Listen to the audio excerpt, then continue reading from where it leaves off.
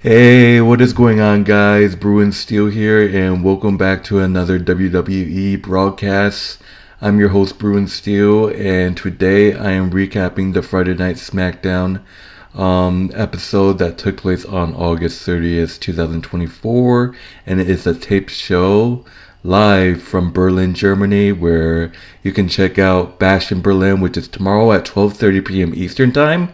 So I can't wait. This show was actually live like earlier today at like 1 p.m., but it was pre-taped tonight, so it was recorded. It was shown tonight. It was still shown around like 8 p.m. Eastern time, like always. So let's get started. But before we do, just want to let you guys know that my friend Canadian Yorker will not be making it with me tonight, so unfortunately, it's a tight schedule. And I just gotta let you guys know that my schedule starting next week is gonna be a little tricky because, I kind of just started a job, so my first day was actually today, so my next couple of scheduling for my work schedule is going to be a little tough. So don't worry, me and Canadian Yorker are going to figure something out. But let's get to it. So the show opens up with LA Knight making his entrance. He talks about it's been 27 years since WWE ran a major television event here in Germany, and he's just a man to kick things off. He talks about defending the United States Championship in the capital of the United States and now in the capital of Germany. And he said you might as well rename this thing to the Capital Championship. So basically, LA Knight was an open challenge, and there were talks about like who could this mystery person be. I thought maybe it could have been Givenchy Vinci returning, or maybe AJ Styles, or possibly maybe Jimmy Uso or something like that. But Germany's own Ludwig Kaiser answers the challenge. He says that the German Ludwig Kaiser, is obviously the best man to answer the challenge, and he's going to win the title and get some Ludwig Kaiser chants. So Ludwig Kaiser acting like a face in his hometown crowd of Berlin. LA Knight says those are solid chants for Gunther Stooge, but he's going to beat him and make everyone pledge allegiance to the champ of the United States of America. So, it makes sense. I wasn't really expecting it to be Ludwig Kaiser. I think I was more leaning toward like AJ Styles or a returning Shinsuke Nakamura. Yeah, I was kind of expecting a returning Shinsuke Nakamura. I don't even know what ever happened to Shinsuke Nakamura. But it was great. I mean, I'm not really a fond of Ludwig Kaiser. Don't get me wrong. Tiffany Stratton is hot, baby. I wish Ludwig Kaiser would like just break up with her or something, and then, so, I gotta say though, Ludwig Kaiser, he's okay, I guess, but I'm not a big fan of him. But talking about this first match of the Friday Night SmackDown, it is LA Knight in the open challenge. Like I said, in the open challenge, defending the WWE United States Championship against Ludwig Kaiser. This was a great match, honestly. To be honest with you, it was great. The crowd was pumped up, obviously because Ludwig Kaiser is from Berlin or his home country. Collar and elbow, Knight gets him in the corner, breaks him clean, circling back to the lockup. Kaiser picks up his wrist lock, LA reverse, renders his arm in a bunch until Ludwig's arm drags him. A shoving match breaks up. It went back and forth. Kaiser beating down on Knight in the ropes, right hands. LA recovers and takes him to the floor. Back inside, Manhattan drop connects, but no back and forth, trading strikes. Bare near fall for Kaiser. But LA Knight was able to hit the BFT on Ludwig Kaiser to retain the United States Championship. And we all know, come on, man, we all knew that LA Knight was going to retain his championship. Like, look, it's great that Ludwig Kaiser represented his country in Germany, but we all know it's just way too early for LA Knight to drop the title. But LA Knight defeats Ludwig Kaiser by pinfall to retain the United States Championship. And honestly, people are asking, scratching your heads, like, who's going to be LA Knight, honestly. But we have to see what happens. Alright, so moving on to the next match. We got Apollo, Crews, and Baron Corbin versus the Los Garza. Basically, like Ghana Tough Fast Mus Group, Angel Garza, and Hobart Carrillo in a tag team match. Excuse me. Um, this was a okay of a match, it went back and forth, Cruz and Carrillo, to start all speed, Apollo gets delayed, Vertex suplex, it just went back and forth, big rock bottom to the corner, and obviously, Lopez runs interference, Santos Escobar puts Baron Corbin into the steel steps, Cruz overcomes the interference to head up to the top, but Angel cuts him off, and Humberto's arm drags him out of the corner, assists their alarm clock. Which is the MTY on Apollo Crews. So, because of thanks to the interference by Lopez and Santos, Humberto Carrillo and Angel Garza was able to get the win with the MTY by pinfall to defeat Apollo Crews and Baron Corbin by pinfall. So, this Apollo Crews and Baron Corbin, I really don't know how to, feel about this tag team. I mean, ever since, they both have a similar, enemy foe, against Legado del Fantasma, obviously. It makes sense for them to get the win. Legado del Fantasma's group, it kind of makes sense for them to get the win because, Santos is all pissed off he lost to LA Knight in that in that United States Championship match last week. So it does make the sense. All right, moving on. We have Kevin Owens and the Undisputed WWE Champion Cody Rhodes, and basically they just have a segment, just a little bit about what they were talking about. Kevin said he wants to talk about what happened to Cody's knee on tour this week, and Rhodes claimed nothing happened to his knee, and his knee is fine. But in the spirit of friendly conversation, we saw last week, guys, that after the match, after when Cody and Kevin actually beat A-Town Down Under, which is Austin Theory and Grayson Waller, we kind of looked like Kevin Owens looked like he was about to hit Cody with the championship.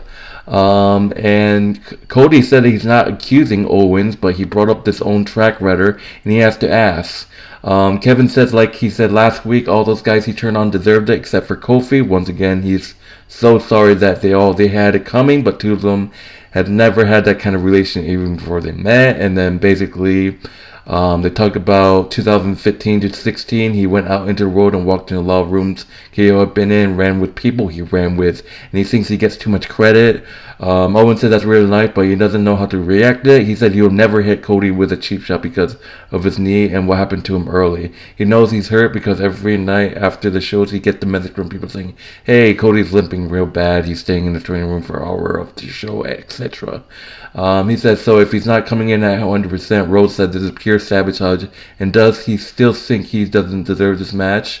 Kevin cuts that off that line saw and asked why Cody didn't take a knee during his entrance like usually does, and yesterday marked 8 years since he won the Universal Championship, and then that just went... and then they just talked about Kevin Owens' career at WrestleMania 38, wrestling Stone Cold Steve Austin. And then Cody said he tells Kev that he loves him, and there's not a lot of people in the business he loves, and after the match, he just wants to know if they're still going to be friends.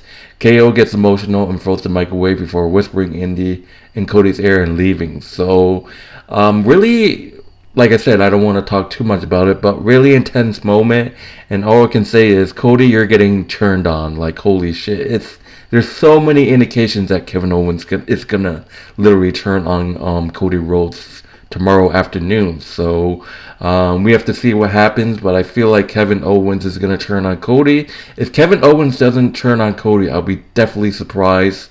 But anyway, moving on. So we got A-Town Down Under run into Cruz and Corbin. Grayson Waller says Austin Theory has been trash talking. Baron gets in his face. Austin owns up to him, and Corbin says you'll beat the break out of him. And then Theory, we see Austin Theory actually gives Waller a ghost and asks him why you say that. He's tired of cashing checks, Grayson writes, and they're falling apart. And Grayson make an excuse. So we actually right now, or maybe next week, hopefully, because I've been calling this for months after months after months after months. It's just like, it's literally like, when is Austin Theory going to turn face? He's due for a face. If you guys don't know, maybe you guys already know, but Austin Theory has never turned face in his wrestling career. So this, I'm just waiting for that. But moving on to the next match, we got another rematch. We got round 4 between Carmelo Hayes and Andrade. So obviously these two guys hate each other. The feud is heating up. Obviously, and we got to see these guys go at it, and Andrade trading chops with. This was a great match. Moonsault stroke for 2 sends us to break. Back from commercial, both men down and out. Forearm from the near knee to their feet. Waist lock, standing switch. Still no chops in the corner. A lot of chops in this match, to be honest. So Hayes with a springboard. Andrade trips him up and then double stomp on the top to the apron. And then at the end, it was Andrade. It was a pretty close off the top.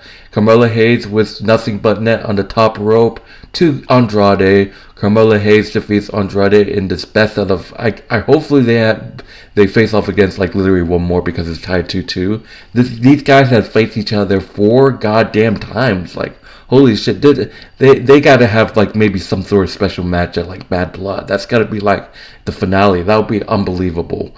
But Carmelo Hayes defeats Andrade by pinfall by nothing but net. So Carmelo Hayes was 2 wins in a row, and Carmelo Hayes, I'll say maybe he cheated maybe, and the last one was the schoolboy pin on Andrade, but we have to see if Andrade and Carmelo Hayes is going to have another matchup. So, but anyways, moving on, we are finally at the main event. We got Nia Jax defending the WWE Women's Championship in a street fight against Mia Yim.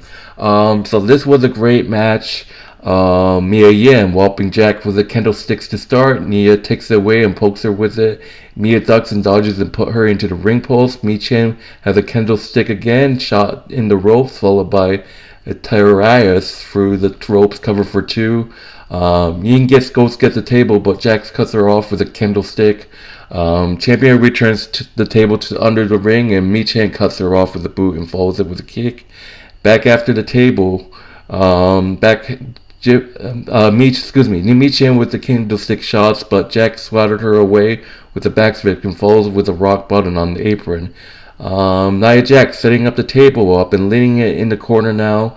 Mia has a fire stemmer and sprays it into Nia Jax's face. Off of the top, missile dropkick, tornado DDT countered, and Michin goes hard into the trash can. A trash can lid in each hand. Mia whops her with a tornado DDT, connects this time into the trash can lid. Still back and forth, table set up in the corner. Michin cuts her off. Powerbomb puts Nia Jax through the powerbomb puts Nia. Michin, man, is unbelievable, man. Powerbombs Nia Jax for the table. Mia is slow to capitalize. But Tiffany Stratton is here with her Money in the Bank briefcase, baby. And I'm like, oh no, this can't be it. Whopping in with the briefcase. She wanted to cash in, but Nia wakes up and says she has to act like she's just here to help. Dragging Jax into a cover, not enough.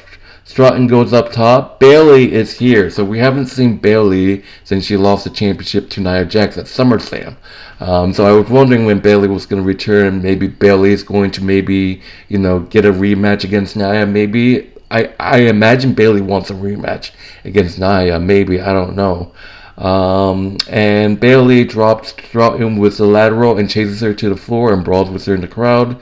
Mia sidesteps Schoolboy for 2 kicks. Nia Jax scoops us up. Samoan drop through the table, lean in the corner. Nia Jax drags her into the corner and puts boots to her, puts the trash can on her head.